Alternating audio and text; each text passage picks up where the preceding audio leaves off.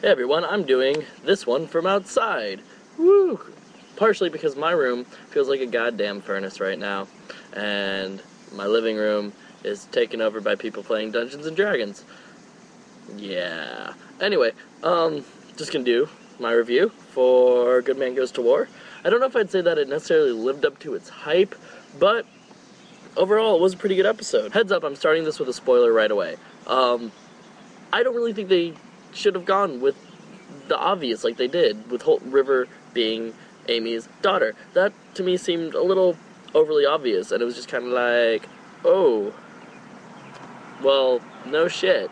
You know, it was a really predictable twist, and it wasn't that horribly exciting. I mean, it was really cool, and I think the way they executed it was really well done. But I don't think that was, you know, as much of a twist as they thought it was.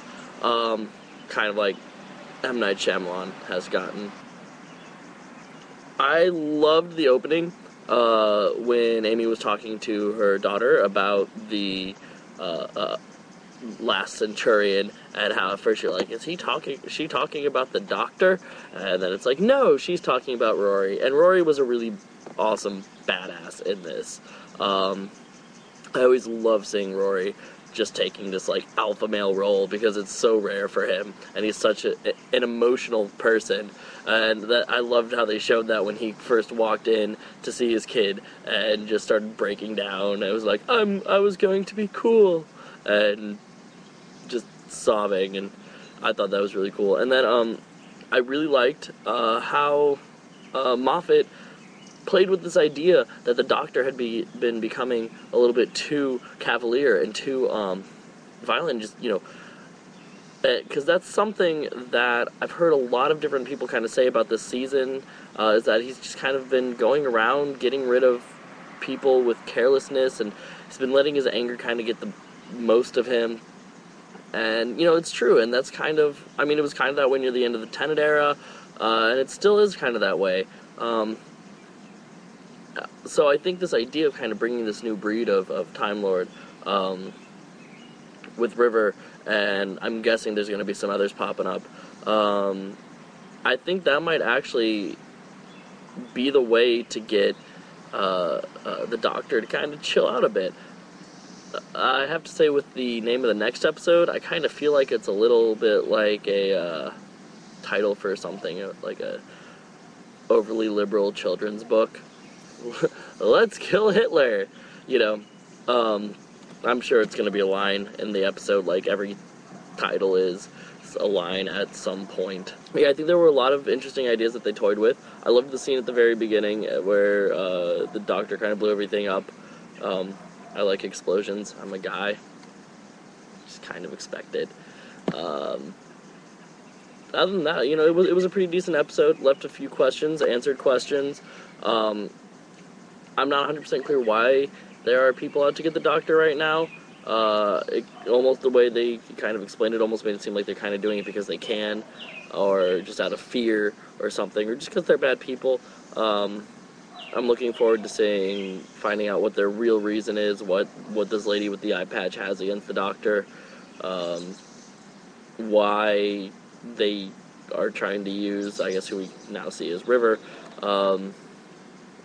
why they're trying to use her against the Doctor. My friends and I are all pretty certain at this point that River does not kill the Doctor. We're pretty sure she kills Rory.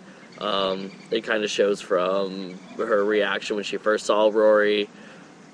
You'd almost think that she had recently killed him. And I mean, you know, it'd be kind of good to be like, Rory's dead and finally actually dead, and not just like Kenny, where he's dead and he's gonna come back, or he's not actually dead, or everyone thinks he's dead. You know,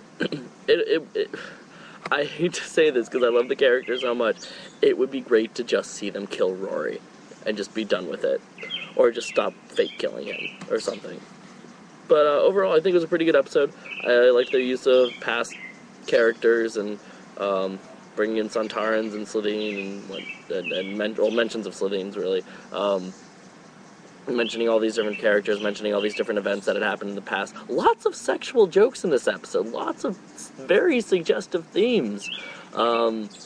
for being the type of family show that it is. I mean, I know Russell T had this, like, the first season and a half, or, you know, of a lot of sexual tension and a lot of sexual jokes, but I figured that was Russell T, and it was done now, and, you know, after he started Torchwood, we'd be done with the sexual stuff in Doctor Who, and I knew, you know, a little innuendo here and there, but this episode was really sexually charged.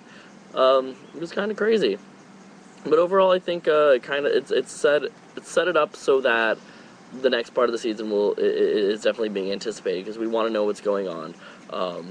It left a lot of questions, and I'm excited. And I've heard some rumors that this new season of Torchwood might tie into the next part of the season of Doctor Who, which would be really cool. I've really kind of wanted to have Captain Jack alongside of the new Doctor, and that would be really exciting. So this idea that the new season of Torchwood, and I do stress this because I have a lot of friends who are like, oh, it's American Torchwood. No, it's not American Torchwood. It's collabed with an American company. It's BBC, I think it was BBC Worldwide or BBC something, collab with Starz. You know, it's not just Starz doing this. Russell T is still writing for it. It's still the Doctor Who universe. So it's still the same Torchwood, just with a different budget. And, you know, I trust Starz. Starz is a good company. Starz makes some really kind of edgy shows, and I read an article earlier today about some of the plots and some of the things that were going on, and they're really pushing the limits on this one, even for Torchwood. So, yeah, I'm excited for it.